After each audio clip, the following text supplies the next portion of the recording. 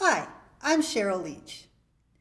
In this problem, we're going to be using the graphs of f and g to answer two different questions. The first question that we're going to be looking at is finding the derivative of a function p evaluated at 1, where p is defined as the product of the two functions that are on my graph. All right, so let's go ahead and take a look at p prime of x. Because my function p is a product, I'll be using the product rule.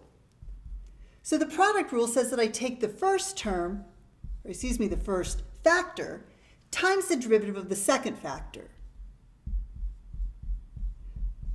plus the second factor times the derivative of the first factor. Okay, I'd like to find the derivative of p at 1. So I'm going to plug 1 in for all of the x's. So I have f of 1, g prime of 1, plus g of 1 times f prime of 1. All right, now I'm going to use my graph to evaluate each of these pieces. So the first thing I need to do is figure out what f of 1 is. In other words, what's the value of f when the input is 1? So I'll come over to my graph, I'll look at 1, I'm going to read off the y value for function f. And in this case, it's a 6. So f of 1 is equal to 6. Now I'm going to look at g prime of 1. Again, I'm going to come to 1. This time I'm going to look at function g. But I don't want the function value. I want to know what the slope is at that point. And I notice that I have a line. And on that, to get from one point on the line to the next, I'm going to move down 1 and to the right 2. Which means the slope of that entire segment is going to be negative 1/2. So the slope of my function g at 1 is negative 1/2. Okay, now I'd like to do g of 1. That's just a function evaluation. So again, I'm coming to 1, and I'm going to read off the y value for my function g, which happens to be a 4. Now I have to do f prime of 1. So again, I'm looking at 1. I'm going to go up to my function f this time, which is located right at this point, but I'm looking for the derivative at 1. So again, I want to think of what is the slope of this line segment. And I can see that when I move up 1 and to the right 1, I'm back on the line, which indicates that the slope is a 1. Now all I have to do is a little arithmetic. 6 times negative 1/2, that's minus 3. 4 times 1 is 4. And I found out that the derivative of my function p evaluated at 1 is going to be 1. Okay, the next question is similar, but this time I'm looking for q prime of 4. And my function q is defined as f of x divided by g of x. So to get the derivative, I'm going to need the quotient rule.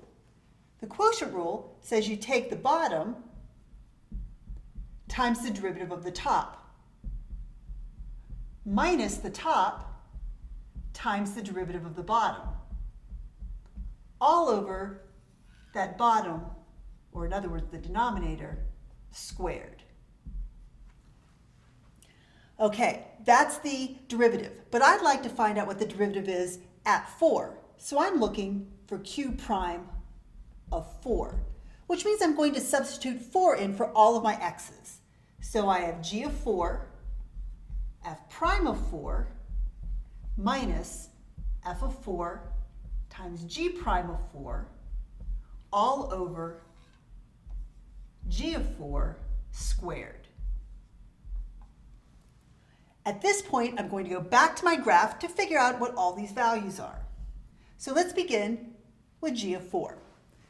So I'm going to come over to my graph, locate 4, and I'm going to read off the function value of g. So if I go up to function g, I notice that the y value is a 3.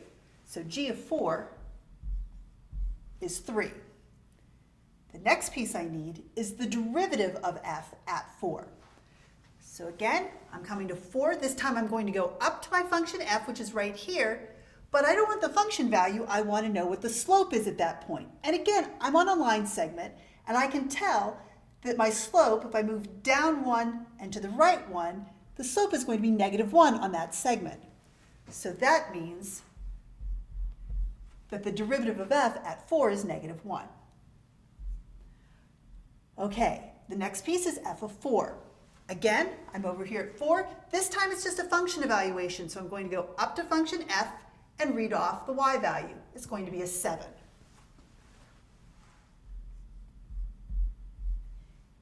Now I need g prime of 4. So one more time, we're back here to 4. We're going to go up to function g, and notice that this segment is horizontal, which means the slope at that point is going to be 0. And I'm all divided by g of 4, which I've already looked at. That's 3. So I'll have 3 squared. All right, with a little arithmetic, I'm going to end up with a -3 minus 0 all over 9. And so q prime of 4 is going to be -1/3. I hope that was helpful. Thanks.